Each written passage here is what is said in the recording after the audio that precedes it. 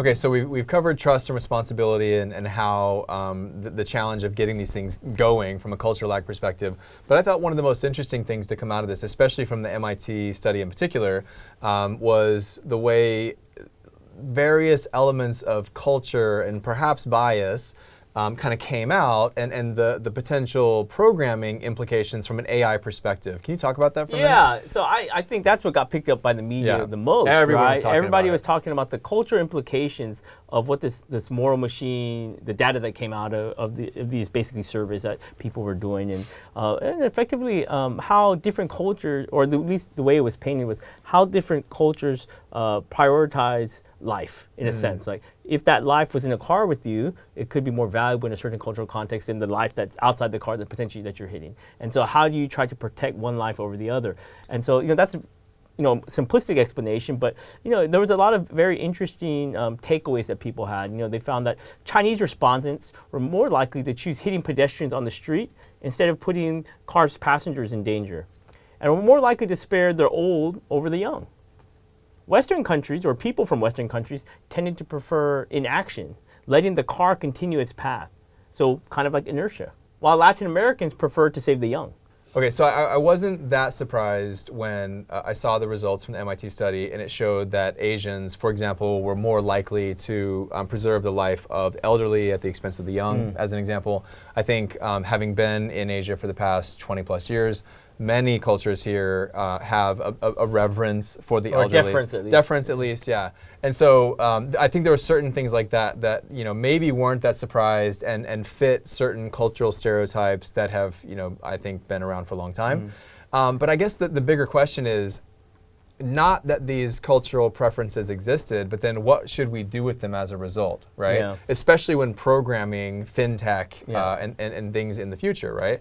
I think you and I both know that from one of the challenges that lawmakers or ethicists like us or companies as they're trying to create a moral code for their employees, one of the challenges that they have is trying to create a moral code that permeates culture and goes across country lines, right?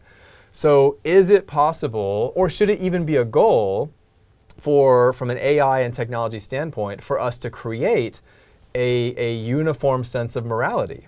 Yeah, that's a really important question, to be honest. And so I think if we take one step before we get even to technology, I think the example you gave of, let's say you have a Western company that does business all over the world. Yeah. Asia, Africa, the Middle East. They write a code Europe. of conduct in California. Yeah. So then they have to apply it everywhere and then now they want go. to make it universal. Yeah. But potentially what is right in their initial cultural context may actually be questionable in a different cultural context. Or still perhaps right from a legal or moral perspective, but communicated in a way that doesn't resonate with local people. Sure. And so there are a lot of implementation challenges, to say the least, when companies try to embark on this kind of this initiative. So if we transport that into AI and just technology in general, what comes to mind here is, automobiles, or the automobile industry, is a global industry, right? We have car manufacturers in China, in Japan, in Korea, in the United States, and a whole host of other places. And so the programmer who sits somewhere in Asia with a certain cultural context that is programming a particular type of AI into a vehicle with some of the results potentially from the MIT study. And let's say that vehicle is then imported or shipped to the United States. And that particular cultural context bleeds into how that vehicle operates in a different cultural context. Right. And then how does that vehicle have, with its particular culture influence, on the road with other vehicles that have a different cultural influence? And how do those all interact? I think that's a really fascinating and important question. And it's a microcosm of a greater host of challenges that AI will bring to the forefront of the type of things that we need to discuss as a society. Yeah, and so again, foreshadowing a little bit, but also revisiting the very first module, really, while these are interesting practical challenges that all of us have to consider as we enter into this kind of new wave of the fourth industrial revolution, we haven't even touched upon the most critical of these issues, the idea that one of the most common forms of work globally would be drivers. Right?